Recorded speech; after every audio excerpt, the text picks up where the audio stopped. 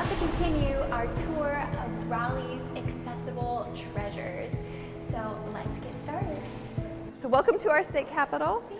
This is the second building that stood in this spot since Raleigh was established as the capital. This one was completed in 1840 and it replaced a much smaller state house that actually burned when they were trying to fireproof it, ironically, unfortunately. This building was built to house all three branches of state government. Today we have one branch, we have the governor's office here. The legislature moved out from the second floor in the 1960s, and as we move around, you'll see it just didn't have a ton of space for support staff and that kind of a thing. But it was all done by hand. It was built in part by slave labor. It has remained very unchanged. It's one of the least changed 19th century capitals in the country. I'll tell you a little bit about our statue here. This is a really unique statue of George Washington. You don't, George Washington. You wouldn't recognize him, would you? Yes, normally you don't see George Washington's knees and his toes. You often don't see George Washington sitting down. This is actually a copy. The original statue was in the State House that burned. And we have a funny story about how we got this Washington statue.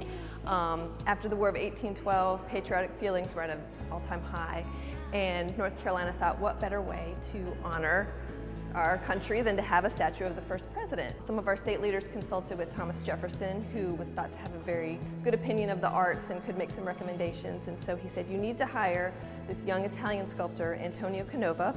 And I would also suggest that we dress him in classical garb. Jefferson thought that American military uniforms of that time, the tricorn hats, he thought they were of what he said, puny effect. So he thought they were a little bit ridiculous looking, and that this would be a much better way to honor Washington. I know, aren't they interesting? The scale of this building is really interesting.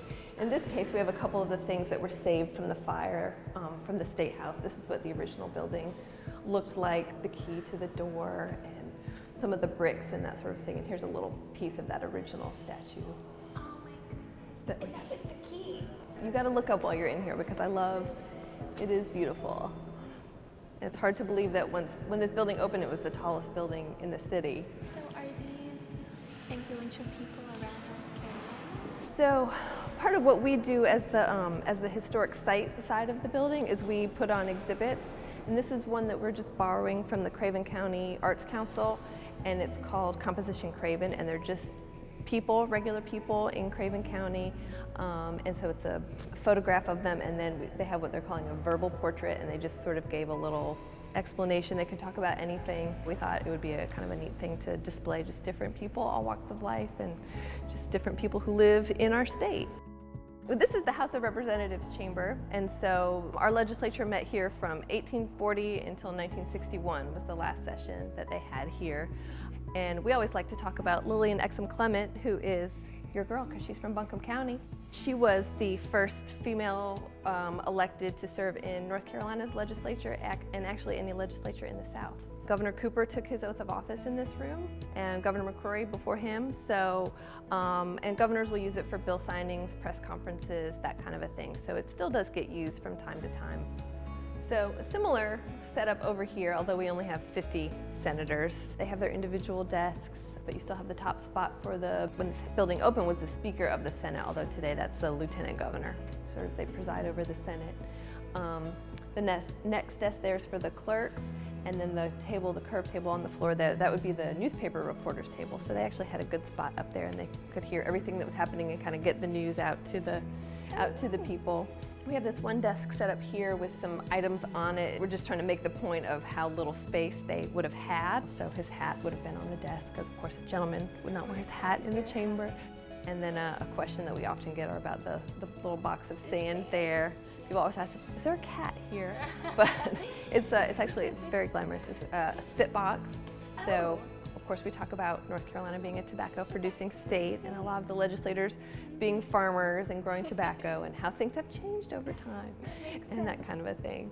Wouldn't it be cool to be able to step back in time and see what a day looked like in here with everybody? Well, we show some pictures on our tours. We talk about some different people who would have worked in the building, but this is one of my favorite pictures. So this is from 1917, so 100 years ago, but you can see how full it is in here, and just people are just crammed in here.